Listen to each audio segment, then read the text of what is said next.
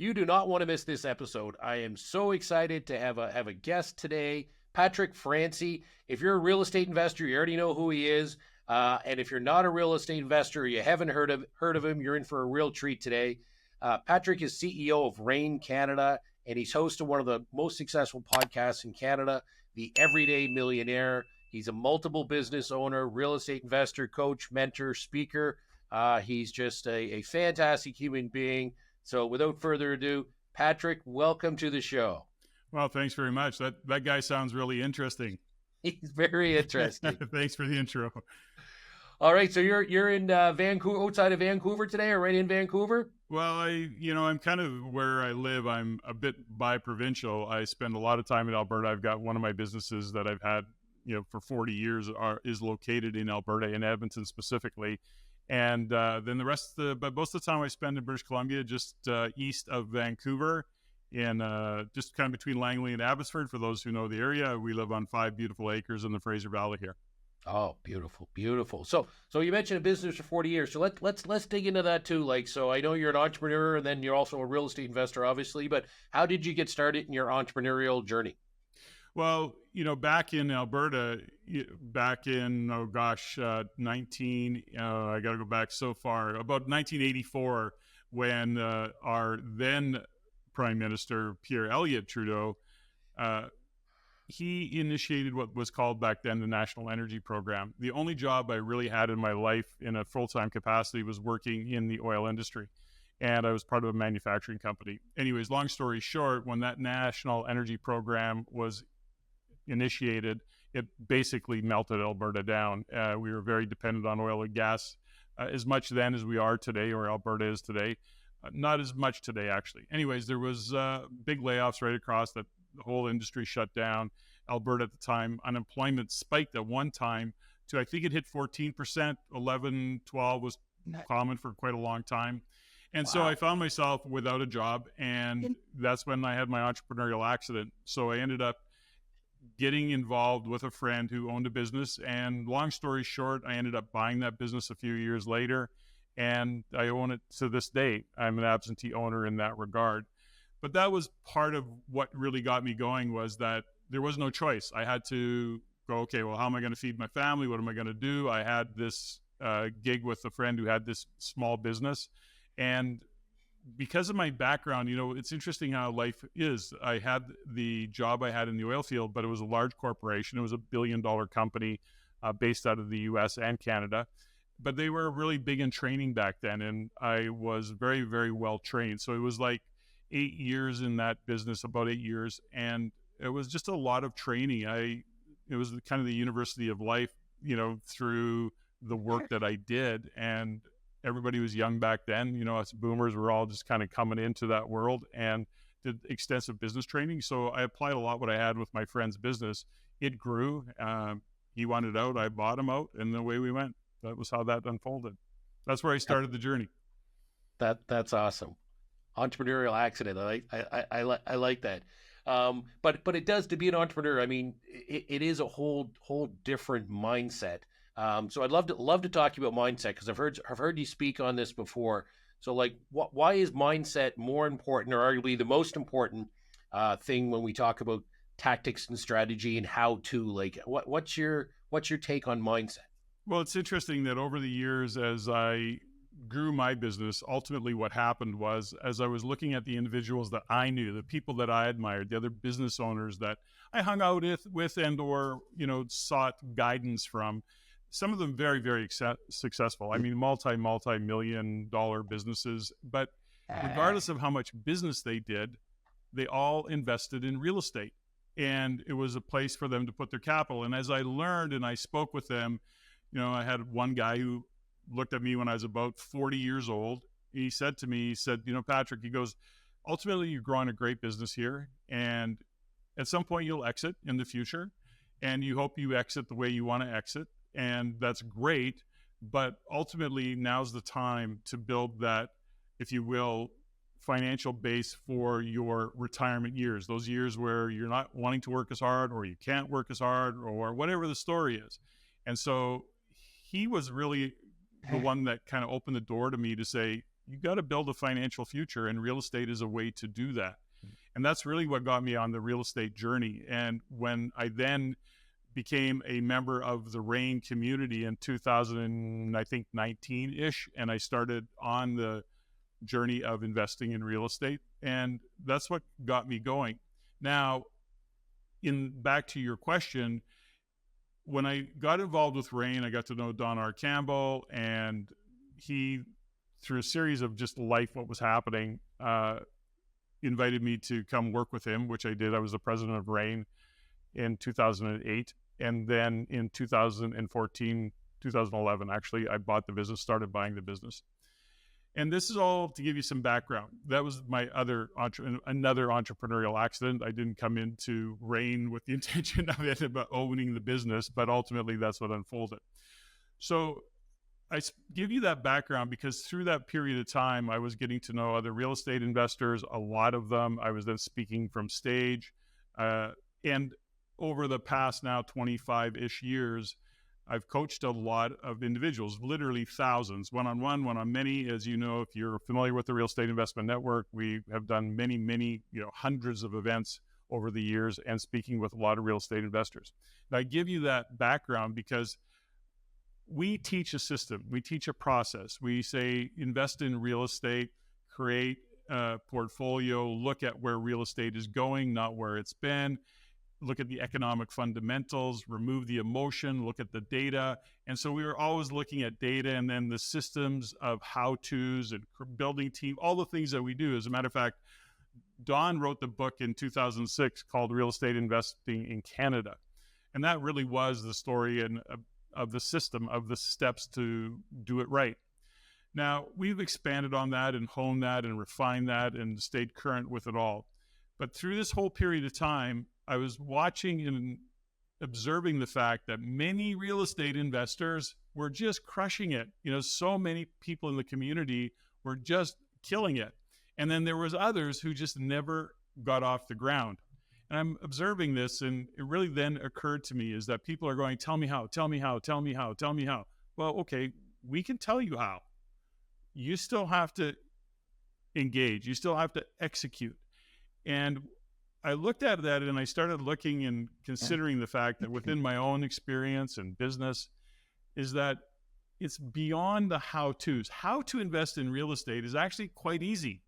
Once you learn the system, once you understand the overall component of it, of the how to make a deal work and what's your specialty and strategy, tactic, you still have to execute. And what gets in people's way is the mindset, the understanding of why they don't move forward, the fears that they encounter, or the story they tell themselves about how they're not smart enough, how they can't raise capital, nobody would want to invest with them. Whatever it is, there's this story that people tell themselves, and that is a mindset conversation. What is in your way of moving forward? Because we can tell you how, and we do that. We're very, very good at it. We've done it with thousands of investors. Why is it that people don't move forward? So understanding who we are, understanding what drives us, giving ourselves a reason to take action, surrounding ourselves with the right people, putting in place and putting ourselves in the right environment to actually be supported in moving forward, in taking action, having a community that is collaborative, that people share their stories and share. That's it. But that is a specific mindset. You have to open up to the possibilities, and you have to be courageous at times to bust through your stories. Yeah, I love that because when, I belong to, real estate groups such as yours, and I belong to entrepreneurial groups, and it's almost like you're around your kind of people, just all the ideas, and it's like, oh, like I'm normal, because I find sometimes, my friends and neighbors and stuff, they hear what I'm doing and like, what are you doing? Like you're buying a fourplex in Cornwall. What, like you don't live in Cornwall? How are you gonna look after that? And they think you're crazy. And then you get around to these real estate groups, like a REIN meeting, and you're like, oh, it's like, yeah, this is normal. These are my This is people. And I normal. find the same in the entrepreneurial world. It's like, Yeah. what, 3 to 5% of the population is entrepreneurs, but when you get in a room with 20 or 30 entrepreneurs, it's like, oh, you have the same fears, doubts, excitement, worries, Yes. and as I do. So yeah, I can't. We always say control and compound. The greatest investment you can make is in yourself. Make Yeah. yourself better, and that's joining a group, getting a coach, getting a mentor, or whatever. So anything you can do to invest in you, that's neat. Well, I think, we look at real estate, and for anybody familiar with REIN, I mean, one of the cornerstones of the message that we have set up and many have adopted is that you have to treat your real estate investing like a business. So as much as I coach and work with many entrepreneurs who are not in the business of real estate, who invest in real estate, but also are just growing businesses, when you treat your real estate investing like a business, part of that whole process is making sure that you're surrounding yourself with the right people. I mean, that is such a critical component of anything that we do, is being in the right environment. And so when you go through that space of personal development, professional development, it really is a time of self-reflection, of understanding who you are, so that you can, in fact, kind of know your weaknesses, know your strengths, know what role you're good at. When we look at real estate investing, Darren, and you know this, is that some people are really great at getting deals, like the actual execution, getting in, grinding it through, redoing zoning, for example. Others are great at negotiating deals or finding deals. Others are great at raising capital, but not many are great at it all. But understanding what lane you are best suited for is also very helpful. But that takes being part and seeing around you, looking around and seeing what others are doing, and then making sure that you're in an environment where people aren't saying you're crazy. Because in the world of Canadian real estate, let's face it, you read the headlines, the world's coming to an end, real estate's going to, pop and it's going to go to nothing, whatever the story is, right? It's all those things. So again, I'm off on a little bit of a tangent, but ultimately putting yourself in the right environment is really important, but the journey of self-discovery, so that you can, in fact, be in the power of what you're best at and what you're great at, is an important part of that self-discovery in any business, real estate or other. Yeah, I like that. Like, people get so caught up in the numbers, and the numbers are important, but it's it's part of it, because I promise you, your numbers are wrong. It's not going to work out like you plan. So I like that. Now, just sort of like along the same line, something that people don't think about a lot, and I'll be honest, we didn't think about a lot. We just kind of developed into it, is culture. And like, culture at Control and Compound is so important to us. We've had some employees in the past that didn't fit our culture, but we've gone through this EOS system now, where we have full days where we spend on our culture, and now we have our core values.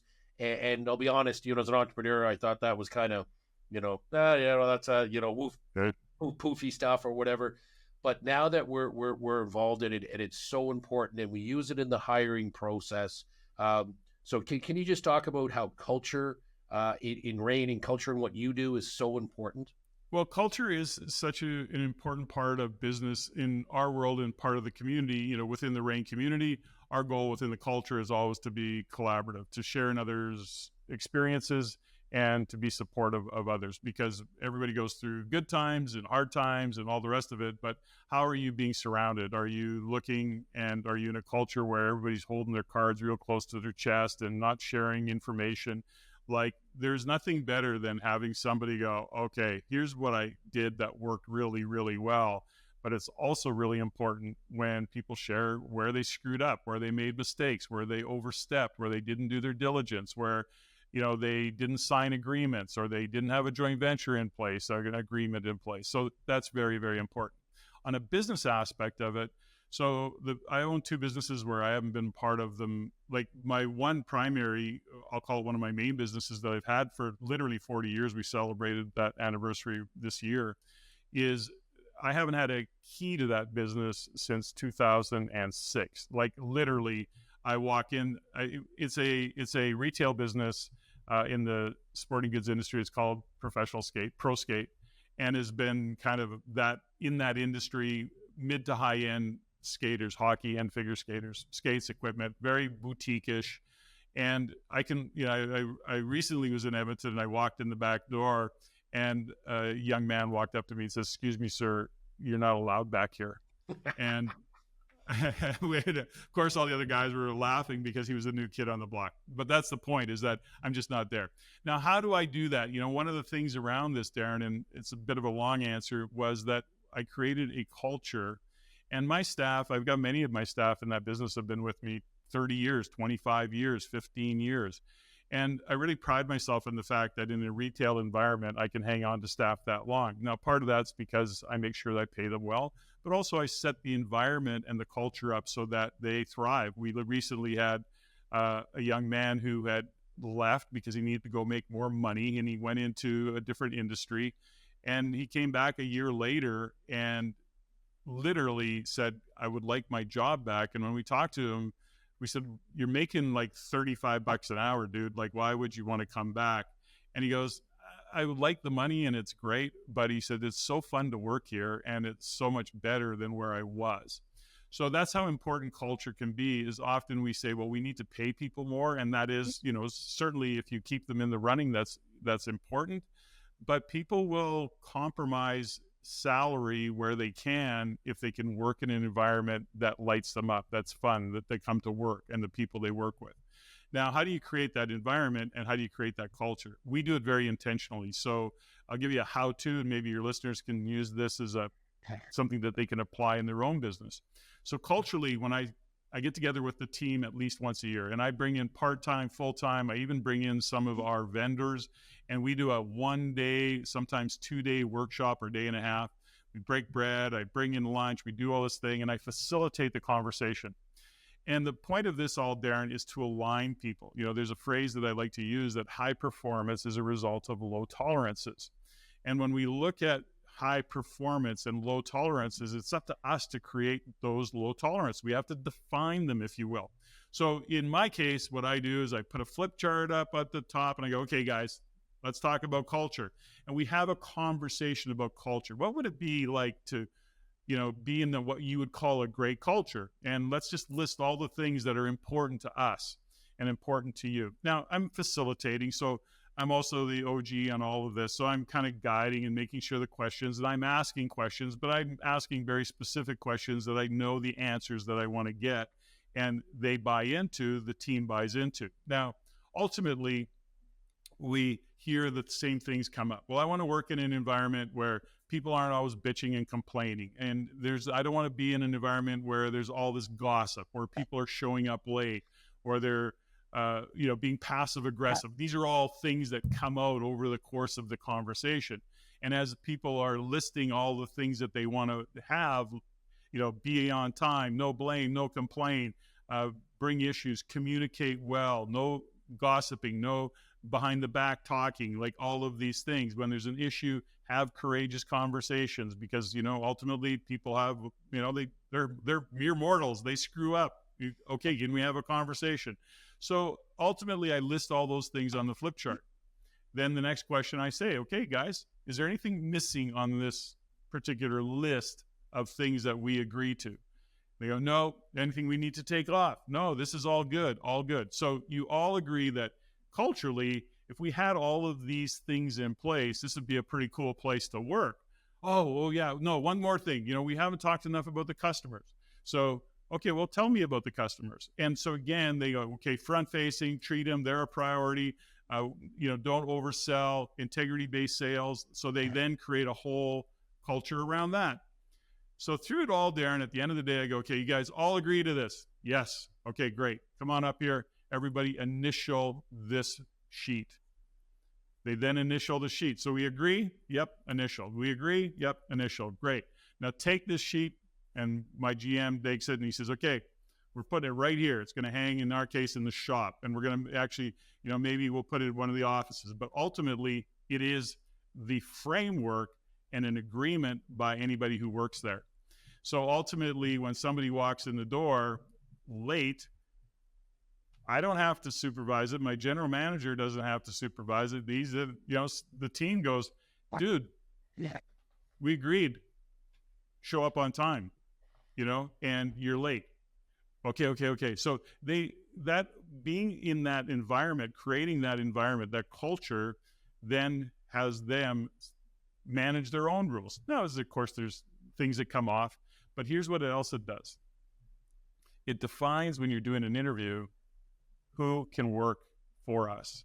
Sure. And we have learned over the years, my general manager just a few months ago, he phoned me, he goes, I don't know what to do.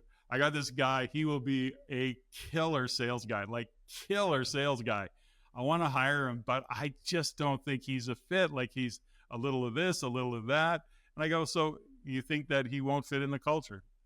I'm really worried. I don't think he will. I said, well, then don't hire him. You know what will happen if you hire him. You'll bring a toxic guy into the environment. He'll sell like hell at the cost of everything else, and it won't work. And so these are conversations we can have because we have that framework. So I share all of that because it's very, very effective.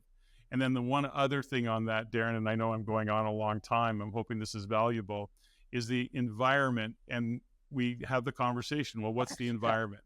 And they go through the list of things they want in their environment. It's got to be clean. People got to clean up after themselves after the lunchroom. We want everything straight. We want the shop clean by the end of the day. All of the things, the environment that people want to work in is also important. And so when you sit down with a team, this is about aligning and agreeing. Back again, high performance is a result of low tolerances. Well, in this specific case, we've already outlined what we won't tolerate and what we have agreed to not tolerating. So that takes the team and up levels them a notch or two or 10. And it also defines who is going to work. And because these are our values, when we say this is our culture, we're also saying these are the values that we all agree are important to us. So I'll leave it at that. Hopefully that was a little of value to your listeners. Yeah, no, I thought that's great. We haven't gone that far, but we do a people analyzer and we take our core values, and we have about 5 questions we added. And then we analyzed all current employees. So good news for the current employees listening. You all passed. But it was like we looked at previous employees that didn't work out. And it was like you said, it was, well, they could do a couple of these things really well, but they missed here and here. And that ended up costing us so much more than the positives they bring to us. So now when we hire someone, we put them through the people analyzer, and we're like, all right, here's our values. Here's the questions that are important to us. How are they gonna? And we have everyone on the leadership team rate them. And if we can't get agreement that this person is going to meet our core values, we move on. And it's tough because it's hard to find people, and you're like, this person can do this really well, but it's just not worth it. But there's, and that's great, by the way. But to your point, it's hard to find people. I'm a people optimist, and probably to a fault, Darren.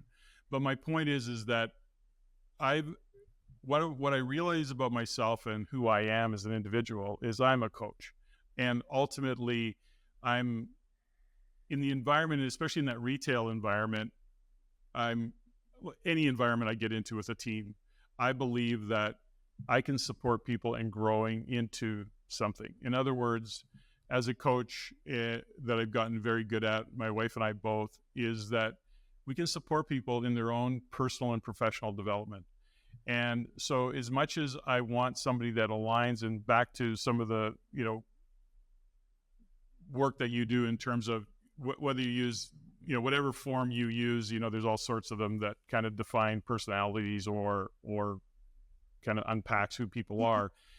I think there's a place where if you can give them a framework, if you can describe the culture, then you can listen and you see the nuances of people, and then you can say, okay, I can work with this person if they're open to working. Are they willing to grow into seeing their blind spots, for example, and or improving? Is that what they're wired to do? Are they wired to be their best selves? And if they have a commitment to that, that's great. Not everybody's into mindset. Not everybody's into personal, professional development or reflection. I work with a men's group, and I have a great men's group that I love to work with, but it's taken some time, but they signed up to grow, to develop. And we have to be able to reflect on who we are and who we're being, and then say, okay, how's this working for me? Who do I need to be to achieve what I've got going on? So all to say that when I'm working with team and when I'm looking at the hiring process, I'm also, part of me is assessing, going, is this person open to training personally, professionally, and growing within it? So that's also helpful. Very cool. Thank you. So let's jump back to real estate investing. Yeah. So people get pretty emotional about real estate investing now. I know everyone, today's the biggest change ever. And, talk to people 30 years ago, and that was the biggest change ever. And there's always something going on. But, we've got the Airbnb rules, the rising prices, rising interest rates, immigration, capital gains change, rent control, et cetera, et cetera. But what I love about you and the REIN team is you guys always bring it back to data-driven decisions. So can we dig into that a little bit more, how you use data to make those decisions? Well, I think that is the key to any investing, really, is taking the emotion out of it. And that's really difficult to do. And certainly in the Canadian market today, it's hard not to be emotional, because we're watching some of the things that our government are doing, some of the decisions that they're making that just don't make sense. I'll give you a quick example. Is in BC, they had changed the rule to say we have to give a tenant 4 months notice. Well, how can you possibly exit the unit? How could you sell something? How could you, it was 90 days. They took it to 4 months, saying, well, okay, you've got to give them 4 months notice. Well, that takes any buyer off the table. They can't get financing secured for that long. It's hard. Like, nobody wants to wait that long. So it made no sense. So then now they've just backpedaled, by the way. So they've said, okay, no, that was dumb. Yeah, okay, that was really stupid. So it's hard not to get emotional about that. But within the real estate world right now, that Canada and, well, globally that we're facing, but let's just talk about Canada, is we have to take the emotion out of it, look at the data, and understand one fundamental thing. A couple of years ago, let's go back into 2022, even 23, 21. I mean, everybody's being a real estate genius. We're into that boom cycle, where everybody's making money in real estate. Although there's a lot of unrealized gains, there's a lot of people believing they're making money. Then the market turns and we go into this slump cycle. Now, when we consider that within this particular environment that we're in right now, these economic conditions, there's a lot of uncertainty. There's a lot of chaos. There's a lot of confusion. The interest rates are high. Financing is more difficult. Nothing seems to work. All of that is true, by the way. But this is actually where the deals exist if you're willing to put in the work. When you look at the economic data and you say, well, we're either going into a recession, depending on what province you're in, what city even you're in, there's arguably we're already in a recession, and the bank's propping up with immigration. But again, as I'm processing this, I'm even sharing this, is that we look at what is the data that drives an economy. We got to look at GDP growth. So what is the economic health of any country, any province, any city? So we look at gross domestic product. Ultimately, when we have strong GDP growth, we've got strong employment growth.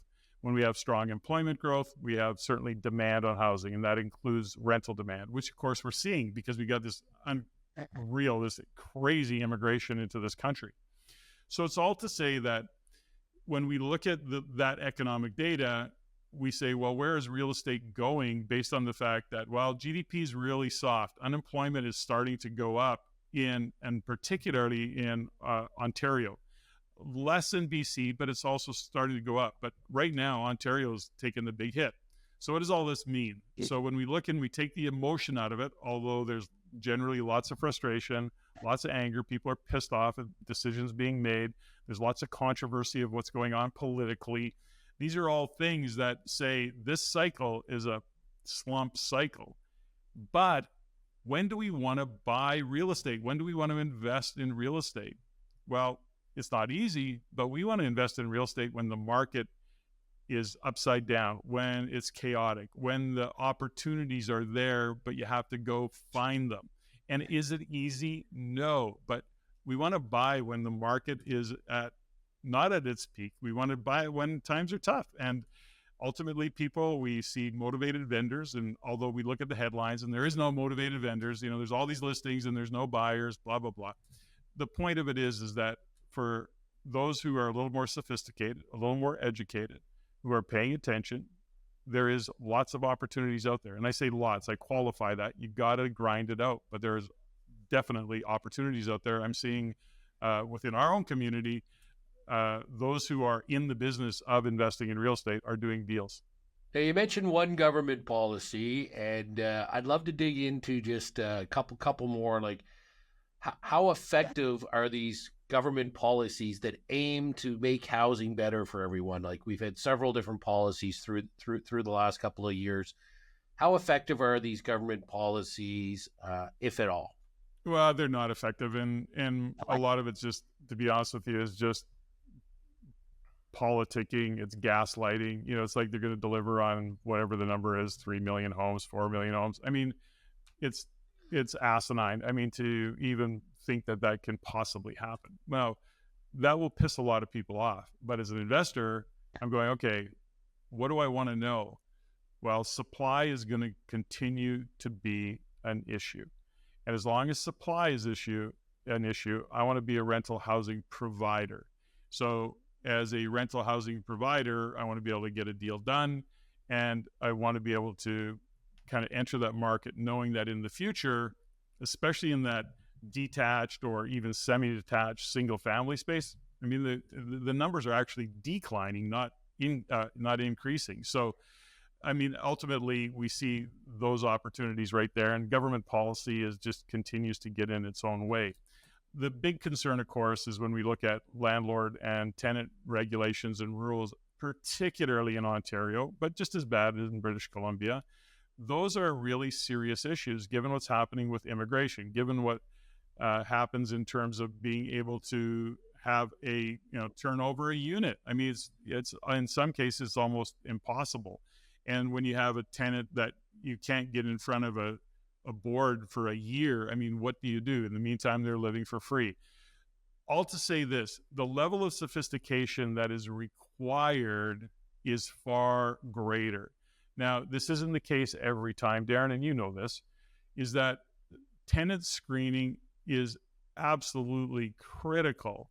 And a lot of the stories, the bad news stories we hear, are often a case of somebody not doing their diligence, not screening tenants effectively, not having a great system in place, and it comes back to bite them in the ass, if you will. And so I'm not saying that's always the case, but it is often the case. And it's often the stories that we're hearing, that if you look at this person who's facing somebody who, is a professional tenant, if you kind of unpack it, and hindsight's always 20/20, but if you unpack it a little bit, you start to see the things they stepped over in the actual process of, choosing a tenant. Yeah, I like. So let's talk about that choosing a tenant, because I'm fascinated by that. I remember years ago I was at a real estate conference, and just to hear these things and stick with you. And it was never call the current their current place, called 2 landlords ago, 3 landlords ago, because the current guy he wants to get rid of them. Yeah. What else? And, obviously you Google them in social media then now, ask for financials and stuff. What else do you do in a tenant screening that you think people are missing? Well, I think that ultimately people aren't willing and haven't been doing that work. I know a number of property managers and who own property management businesses, and they say the number of calls that we get from other landlords or other rental housing providers saying, okay, I've got this tenant, can you do a check on them? Like, how were they? What do you know about them? Like, they don't get those calls. So as much as they occasionally get a call, they know, for example, that tenants that they're getting rid of, they're going, okay, I make sure that if anybody phones me, dude, you're not getting any kind of a referral from us. They don't get phone calls. I mean, so right there, that people are not, in fact, doing their diligence and following up with a referral from a tenant or 2 or 3. Back to your point is, you need to go back at least a couple of landlords on any kind of, but they're not doing that diligence. Are they all checking social media? I mean, that's a big one. and ultimately they're not. Are they going to the employer? Are they getting T4s? Are they like literally checking out what it is? Now, all of these are difficult now. Some of these are difficult because of regulations, but ultimately that's the name of the game right now. And a lot of what has happened over the years in Ontario with these rules is, this is the frustration with government, which is it's politics over policy. The squeaky wheel gets the grease. So the tenants who are making the landlords bad people are ultimately being looked after because they're screaming the loudest. Now, that's not new in government, of course, politics over policy. It's pretty common that we actually can count on that. The point of that whole thing is that it is the game that we're playing is the game that we're playing. And so we have to be able to say, okay, well, the rules have changed. We got to play the game better. We got to play it differently. What is interesting about all of that is that because of that, we're bumping up against a supply issue from a rental supply issue. The policies that the government has put in has now, they're saying we're going to provide housing, but you've got landlords who are going, I'm out. As a matter of fact, I'm going south. I'm getting out of Canada. I'm done with Ontario, whatever that story might be. Developers who can no longer afford to or can't make the math work are not building. And then we see that, interest rates aside, when we look at, for example, for a builder to do something in BC and or Ontario as examples, the major provinces, two of the major provinces, we just look at the development charges. They just increased them again. So now when we look at affordable housing, they need supply, but nobody can afford to build it. They can't make the math work for all sorts of reasons. Then we've got landlord and tenant rules that go, okay, well, how do I operate even if I can build? So all these things are doing what? They're limiting supply, yet immigration continues. So if you step back from all of the chaos and all of the craziness, investing in Canadian real estate still makes sense. And is there a bubble? Will some real estate come down? Yeah, of course. We talk about supply, look at the condo market in Toronto and the GTA. I mean, there's an epic meltdown in place. We talked a little bit about this off camera, and that's totally a supply issue, and a price issue, but there is another 20,000 units coming online in the next 18 months. So these are all to say this, Darren, is that lots of opportunity, but it's not like you just throw money up against the wall, which seemed how it was a couple of years ago, and then it would stick. No, you got to do, and you got to dig, and you got to get behind it. And part of that is treating it like a business. And you're in business, I'm in business, and sometimes things flow well, and other times you go, okay, there's another industry change, and I have to be able to adjust my strategy and the tactics that I'm using. Where's condo pre-built work before? Although we warned people forever about condos pre-built and understanding what they're getting into, many did not, and now many are paying a price for it, sadly. So digging more into the rental aspect of it, how do you determine rental demand before purchasing a property? So a lot of investors are buying properties in locations they don't live. How do you make sure there's rental demand there before you pull the trigger on it? Well, there's a couple things around that, Darren. There's a fundamental that, number one, we've got a lot of people moving into this country. So when we know that immigration, even interprovincial migration, so somebody moving from one province to another, but with immigration, what do we know? We know that people coming into the country need to rent, and they need to rent primarily because they don't have a credit rating. They haven't been here. They may not know the job that they have is sustainable, so they can't even go to the bank and qualify because it's that. And they don't know where they want to live. I mean, culturally, they want to look for people with culturally that they align with, religious beliefs, that they speak the language, they eat the same food, they practice all the things that they practice within that particular culture. Now, that takes a while. And so when you look at immigration coming into this country and just how off the charts it is, they need a place to live, so they have to rent. Now, depending on the province, depending on the city. So, for example, right now, Alberta is the hot province. And we look at every city in Alberta, and there's really not any bad cities in Alberta right now. And why is that? Well, economically, they're very strong. So we share that because what happens is that people come into the country, they need to work. And they're going to go to the place where economically there is strength and that people are working. When people are working, they can pay rent. So rental demand is driven by population growth, and that ultimately is driven by jobs. People go to where there is jobs. Now, what's changed over the past couple of years, it's also driven by affordability. Alberta is still an affordable province. It's interesting is that I saw a chart recently that's saying, well, Alberta rents are up 18%. It's the highest in the country. Okay, great. Well, that's a percentage. What does that really mean? Well, it means that for the past 10 years, Alberta's had the lowest rents in the country. For the past 10 years, they've had the least rental increases available to them. They're barely, and they're not even catching up to what the real rents are, let's say in British Columbia or Ontario. Yet it's a province of a lot of strength economically. So when we look at the numbers, and to your point is that, as investors or as business owners, we have to say, we want our real estate to work harder for us than we work, or our money to work harder for us than we work for our money. So we invest in real estate. Well, the next phase of that is we got to go where the real estate market is.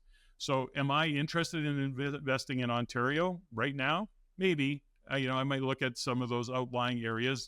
Maybe it's a Peterborough, maybe it's a London as an example, and I'll look at the math. I'll look at a Barrie. For me, those are kind of markets that I'd be interested in.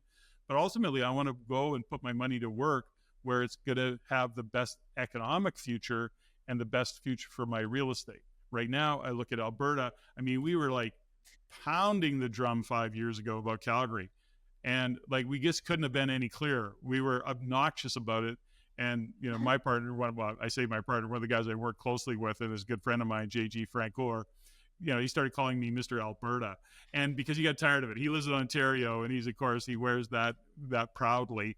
And I'm a former Albertan, and I wear that proudly. But like I said to him, I'm agnostic. If I just look at the data, we need to be investing capital into the real estate market in Alberta, and Calgary is a place to go. Yeah, and you mentioned people moving from Ontario. I even had a friend of ours. Their kid was in their 20s working here, and in Halifax, the rents have skyrocketed so much. They took a transfer to Calgary. It was going to be a little bit more money, but when they started saying how much less tax they were going to pay, yes, and how much less rent they were going to pay, it was like this massive increase in after tax money. It was just like, there's no surprise. I mean, there was no surprise for us. So this goes back to what we said earlier, is that when you get out of the emotion of things and just look at the data, that's all we were looking at is the data of what was happening in Alberta. We could see what was going on from a perspective of GDP growth. We could see what was going on from a perspective of population growth and job growth and diversification within their economy. So when you start to look at all the data, you start to really understand that people were moving there, and then of course affordability. So you look at the affordability factor that has become a big issue in Canada and Alberta. And back to the tax conversation, number one, Alberta has the highest wages in Canada, weekly wages, has had for years. So their average income is higher. Their cost of housing is lower. Their tax, they don't have a provincial sales tax, for example. So you look at all of the kind of factors that go into lifestyle in terms of, you mean I can buy a house for $500,000 that would cost me $1.2 million in Vancouver, or $1 million in Ontario? Are you kidding me? So people could go there, they could have that home, they could have that single family detached 3-bedroom with a backyard, all of those things. And they, that's the thing about it, is that affordability was a big issue. And so people were also moving into that province. Now, what's happening right now, and we're starting to see the numbers spike, is the unemployment. And that is going to continue to be an issue. The thing that is interesting about what's happening right now in Canada, and I use it, I'll use this comparison, right, is that, you've got a glass this big, right? And you can pour water into that glass, and then ultimately the capacity of the glass gets full and everything flows over the sides. So as much as the unemployment rate is spiking, if you unpack that just a little bit, a lot of people are working for sure, but what's happening is there's so many people moving into the country, there's just not enough jobs to go around. So economic strength aside, there's just not enough jobs to go around. And of course, when you're going to start to see in Ontario, in that construction industry, given the shutdown of a lot of developers, you're going to see that construction industry that unemployment start to tick up quite dramatically. Now, we've been talking about that literally for 2 years. You can see it coming when you look at the economic data. Yeah, it goes back to the importance of looking at that data and not just investing on emotion. Okay, I could talk to you all day, but I just want to wrap up one more question before we wrap up. What about a new real estate investor? Because it's a pretty daunting time to become a new real estate investor, but I encourage people all the time. What advice would you give to a new real estate investor, just brand new, hasn't bought a property, forget about personal, hasn't bought an investment property, and they'd like to get into this market? Because again, the best time to get in is when no one else wants to buy. So what advice would you give that new person?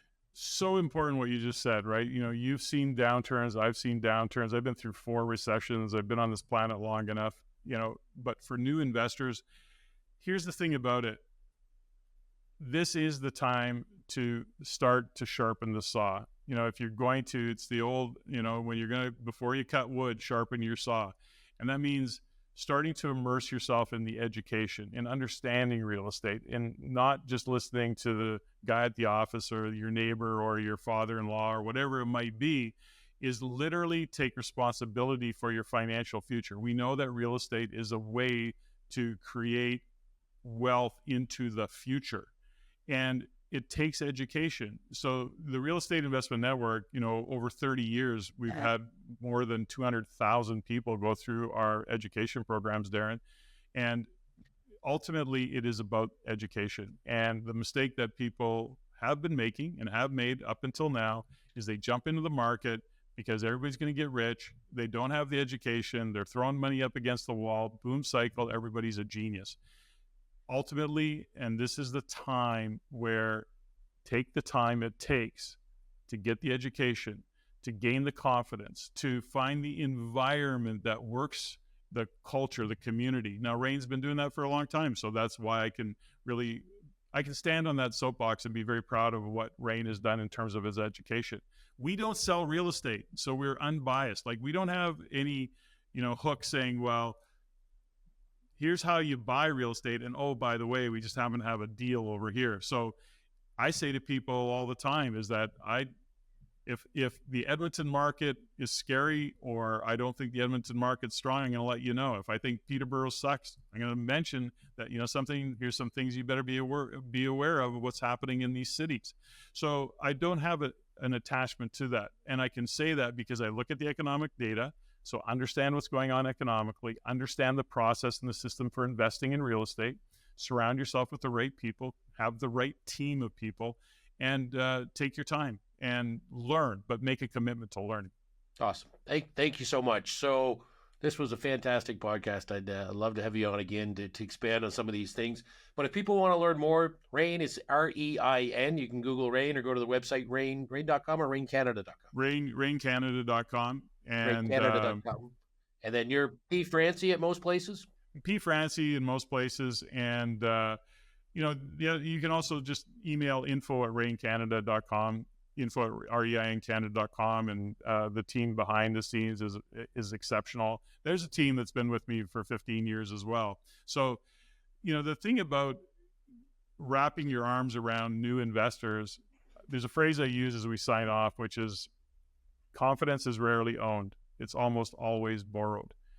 And for those who don't have the confidence to get in the real estate market, whether it be with somebody like you, Darren, and what you do, you have the confidence because you have the experience. REIN provides a lot of confidence to investors because we just keep it straightforward, look at the data, lean on us for support, and we'll guide you. Wow. Great way to wrap up right there. Don't forget the Everyday Millionaire Podcast. Check that out as well. Patrick, thanks so much for your time. Have a wonderful day. Thanks for watching this episode of Control and Compound. Don't forget to subscribe and hit that bell button so you never miss a new episode. And if you're ready to learn more, head to our website, controlandcompound.com. The link's below.